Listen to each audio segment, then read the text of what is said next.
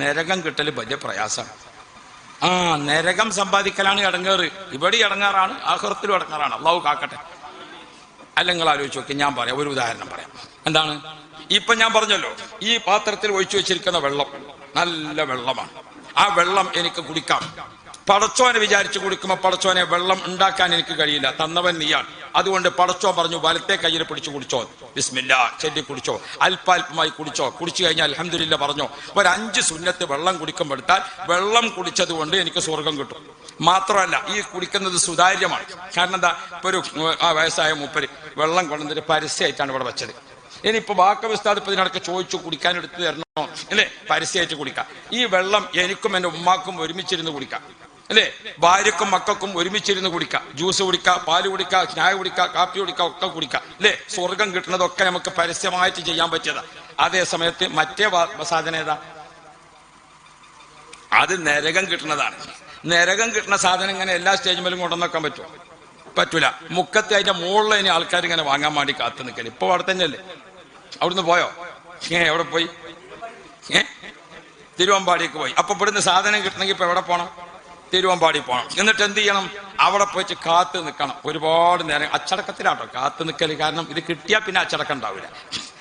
അപ്പൊ ആ ക്യൂവിൽ ഇങ്ങനെ കാത്തു നിൽക്കുന്ന കണ്ണുങ്ങൾ എല്ലാരും നിൽക്കണം. ഹിന്ദു മുസ്ലിം കുഴപ്പം അവിടെ അല്ല ഉണ്ടോ, LDF UDF കുഴപ്പം അവിടെ അല്ല ഉണ്ടോ, ഒരു കുഴപ്പം അവിടെ അല്ല, ഒരു ഗ്രൂപ്പിൽ എല്ലാവരും കാത്തു നിൽക്കാനാണ്. അങ്ങനെ അവിടെ പോയിട്ട് കാത്തു നിൽക്കണം. കാത്തു നിന്നിട്ട് കിട്ടിയാൽ തന്നെ നമ്മളെ ഭാര്യനെയും മക്കളെയും ഒരുമിച്ചിരുത്തിയിട്ട് ഒരു ആഘോഷമായിട്ട് കുടിച്ചാൻ പറ്റിയത് അത്. അപ്പൊ നിങ്ങൾ ഓർത്തു നോക്കൂ, നരകം കിട്ടുന്ന സംഗതി ഇവിടുന്ന് തന്നെ കഷ്ടപ്പെട്ടെങ്കിലേ കിട്ടുള്ളൂ. നല്ല വില കൊടുക്കണം, അവിടെ പറ്റി ക്യൂ നിൽക്കണം. എന്നിട്ട് അത് കിട്ടിയാൽ തന്നെ വാപ്പ അറിയാതെ കുടിച്ചണം, ഉമ്മ അറിയാതെ കുടിച്ചണം, പോലീസ് അറിയാതെ കുടിച്ചണം. അങ്ങനെ ഇനി അറിയാതെ കുടിച്ചെന്ന് വെക്കുക. പക്ഷെ കുടിച്ചാൽ പിന്നെ അറിയാത്തവരാരും ഉണ്ടാവില്ല. കാരണം കുടിക്കണത് വരെയാണ് ബുദ്ധി. കുടിച്ചു കഴിഞ്ഞാൽ പിന്നെ ബുദ്ധി പോയി. കള്ളോളം നല്ലൊരു വെള്ളം ഭൂലോകത്തില്ലട രാമ അല്ലേ.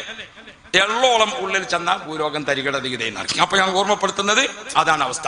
ഇപ്പൊ നിങ്ങൾ നോക്കൂ, കള്ളുകുടിയും ജ്യൂസ് കുടിയും, കള്ളുകുടിയും പാല് കുടിയും, കള്ളു കുടിക്കുന്നതും ചായ കുടിക്കുന്നതും, കള്ളു കുടിക്കുന്നതും വെള്ളം കുടിക്കുന്നതും, കള്ളു കുടിക്കുന്നതും മോര് കുടിക്കുന്നതും, കള്ളു കുടിക്കുന്നതും ഓർലിക്സ് കുടിക്കുന്നതും, ഞാൻ പറഞ്ഞ ഓരോന്നും നോക്ക് നിങ്ങൾ. കള്ള് നരകത്തിലേക്കാണ്, ബാക്കിയൊക്കെ സ്വർഗത്തിലേക്കാണ്. സ്വർഗം കിട്ടുന്ന കാര്യം സുതാര്യമാണ്, എല്ലാവർക്കും സന്തോഷമായിട്ട് ചെയ്യാം. നരകം കിട്ടുന്ന കാര്യം കഷ്ടപ്പാടാണ്. അതുകൊണ്ട് മനസ്സിലാക്കി തന്നുകൊണ്ടാണ് അള്ളാഹു വെച്ചിട്ടുള്ളത്. ഓരെ പ്രായപ്പ അതാണ്. ഓരെ നമ്മൾ പ്രശ്നമാക്കാൻ നിൽക്കണ്ട. ഓരെങ്ങനെ ഫ്രീ ആയിട്ടാണ് വിടുക. അതാണ്. ചെറിയ കുട്ടികളെ ഓരെന്തെങ്കിലും ഒന്ന് ചെയ്യുമ്പോൾ വേണ്ടാന്ന് പറഞ്ഞാൽ അധികം ചെയ്യും അല്ലേ. അല്ലാഹു റബ്ബി. നമ്മളെ വീട്ടിൽ 3 വയസ്സായ ഒരു കുട്ടിയുണ്ട്. 3 വയസ്സില്ല, 2.5 വയസ്സായി. അങ്ങനെ എന്ത് കിട്ടി മേശം വെച്ച് ഇങ്ങനെ മുട്ടുകയാണ്. നമ്മളെ വണ്ടിന്റെ ചാവിനുമായിട്ട് തന്നെ ഇങ്ങനെ മുട്ടുകയാണ്. മുട്ടല്ലേ അറിഞ്ഞാൽ പിന്നെയും മുട്ടല്ലേ അറിഞ്ഞാൽ പിന്നെയും ഒരുക്ക മുട്ടി. അപ്പൊ ഞാൻ പറഞ്ഞു ഒന്നും കൂടി മുട്ടി വെക്കുക. അപ്പൊ ഒന്നും കൂടി മുട്ടി കാണും, പിന്നെ മുട്ടിയില്ല. അതാണ് ചില സംഗതി അങ്ങനെ ഉണ്ട്. ചിലത് നമ്മൾ എന്താക്കേണ്ടി വരും, എതിര് പറയേണ്ടി വരും അല്ലേ.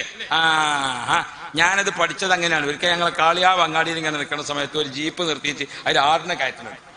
ആടിനെ ജീപ്പ് കയറ്റാൻ വേണ്ടി. അപ്പൊ നോക്കുമ്പോൾ ആടിന്റെ ചെവി പിടിച്ചിട്ട് വലിച്ചു കയറ്റുകയാണ് ഇയാൾ. എങ്ങനെ വലിച്ചിട്ടും ആട് കയറുന്നില്ല. അപ്പൊ അങ്ങാടിയിൽ നോക്കിക്കണ ഒരു ചങ്ങായി പോയിട്ട് കാല് പിടിച്ച് ബാക്കൊക്കെ വലിച്ചു. അപ്പൊ ആട് ചാടിയാണ് കയറി. അപ്പൊ ചില സംഗതി അങ്ങനെ വേണ്ടി വരും. കുട്ടികളോട് എങ്ങനെയാണ് നിൽക്കേണ്ടത്, പെണ്ണുങ്ങളോട് എങ്ങനെയാണ് നിൽക്കേണ്ടത് എന്നുള്ളതൊക്കെ ഒന്ന് പഠിച്ചു ചെയ്യാനാണ് നല്ലത്. അള്ളാഹു തആല ഖൈർ നൽകുമാറാവട്ടെ. ഹബീബായ മുഹമ്മദ് മുസ്തഫ. ഇനിയിപ്പോ ഈ പറയണ എല്ലാം ബുഖാരിയിലുണ്ടോ എന്ന് ചോദിച്ചാൽ നിൽക്കണ്ട. അങ്ങനത്തെ ഒരു കാലാണ് ഇപ്പൊ. എന്ത് മുണ്ടിയ ഇങ്ങനെ ഇപ്പൊ ആൾക്കാർക്ക് ആവശ്യമുള്ളത് ചോദിച്ചു പഠിക്കാൻ ആരുമില്ല ഉണ്ടോ. ഇല്ലാത്ത ആവശ്യമില്ലാത്ത എന്നാൾ പാതിരാക്കി 2.5 മണിക്ക് എനിക്കൊരു ഫോണ്. ഹലോ, കൂറ്റമ്പാറ ഉസ്താദല്ലേ? അതെ, ഒരു സംശയം ചോദിക്കാണ്ടേന്. ഏതായാലും ഉണർന്നില്ലേ, ഞാൻ ചോദിച്ചോട്ടെ എന്ന് ആയിക്കോട്ടെ എന്നാ ചോദിക്കുക. അപ്പൊ അല്ല ഉസ്താദ്, ഇബ്ലീസ് ആണാ പെണ്ണാന്ന് ചോദിച്ചു.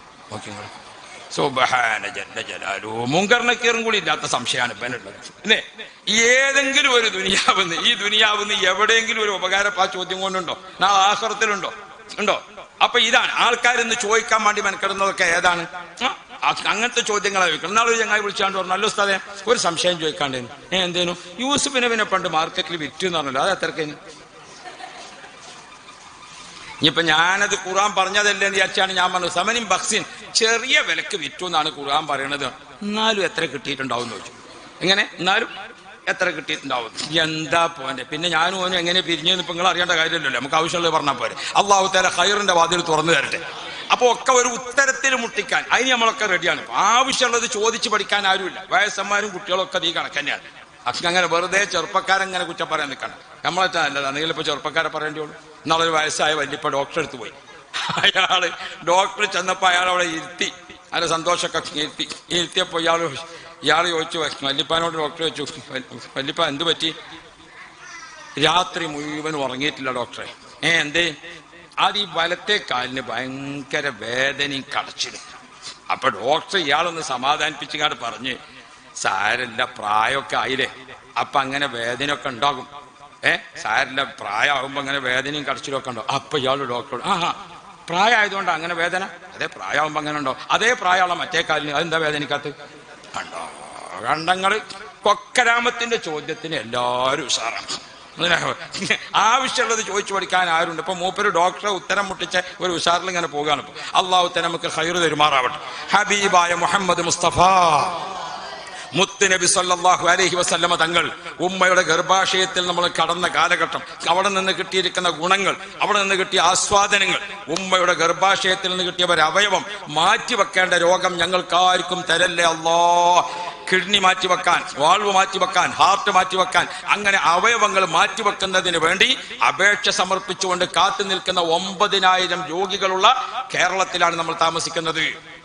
അവയവ മാറ്റത്തിന് വേണ്ടി സർക്കാരിൽ അപേക്ഷ കൊടുത്ത് കാത്തു നിൽക്കുന്ന ആളുകളുടെ എണ്ണം 9,000 കേരളത്തിൽ. നമ്മൾ മനസ്സിലാക്കണം. മുസ്ലിം ഭൂരിപക്ഷ ജില്ലയായ മലപ്പുറത്തിന്റെ ഹൃദയമാകമാകുന്ന പെരിന്തൽമണ്ണയിൽ മാത്രം 12,000 ഡോക്ടർമാർ പ്രവർത്തിക്കുന്നുണ്ട്.